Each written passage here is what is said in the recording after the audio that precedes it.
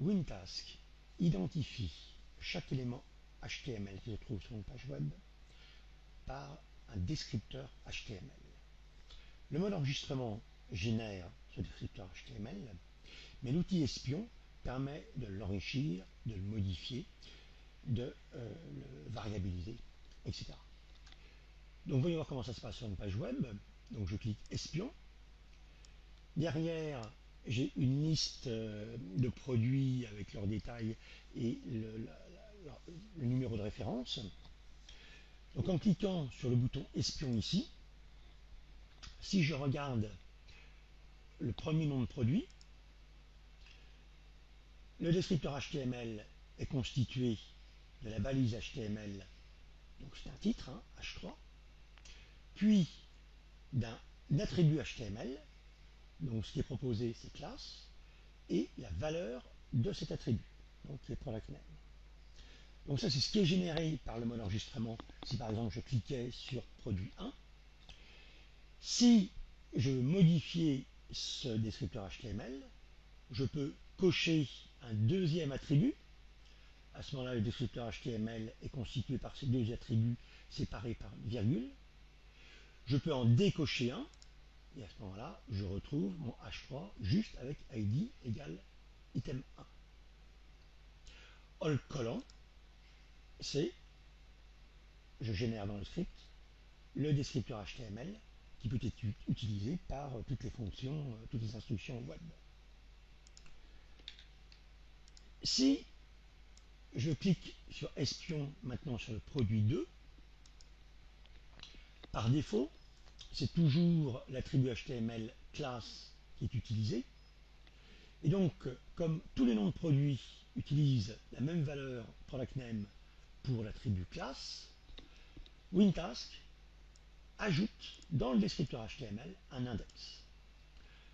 Et donc, si j'allais maintenant sur le 10e, eh bien, je retrouverai index 10, sachant que sur le premier, l'index 1 n'est pas généré, puisque c'est le premier, mais on peut écrire, c'est la même chose, soit class égale product name, soit class égale product name, virgule, index égale 1.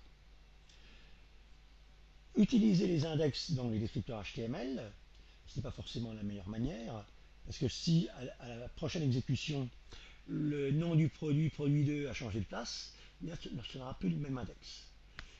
Et donc à ce moment-là, il vaut mieux utiliser un double, deux attributs HTML pour ainsi identifier de manière unique un nom de produit, donc un élément sur la page web. Si maintenant on utilise l'espion sur des objets HTML de type texte, donc ça c'est du texte, donc ça c'est donc un attribut de type paragraphe, l'attribut HTML spécifique à WinTask est ajouté, l'attribut content. Content contient le texte du paragraphe. WinTask par défaut utilise le premier mot du contenu du paragraphe. Si ce mot n'est pas suffisant pour identifier de manière unique cet objet, des mots additionnels sont ajoutés. Donc ça c'est l'algorithme au niveau de WinTask proprement dit. Si vous souhaitez modifier ce comportement, vous pouvez cliquer sur le bouton changer content, et là, au lieu de prendre le premier mot puis le deuxième mot, vous pouvez prendre n'importe quel mot. Donc vous le sélectionnez, vous le collez ici, vous validez pour être sûr que ce mot va être accepté par le descripteur HTML, et vous cliquez sur OK. Et si vous cliquez sur coller, ça vous a généré un nouveau descripteur HTML avec donc un nouveau content par rapport à celui qui est généré par le mode enregistrement.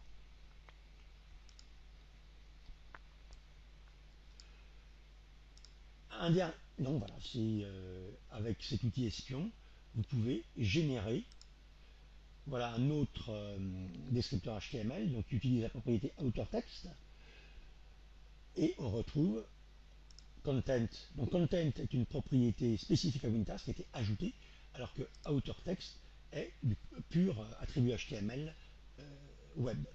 C'est du langage HTML natif. Voilà, c'est la fin de cette vidéo.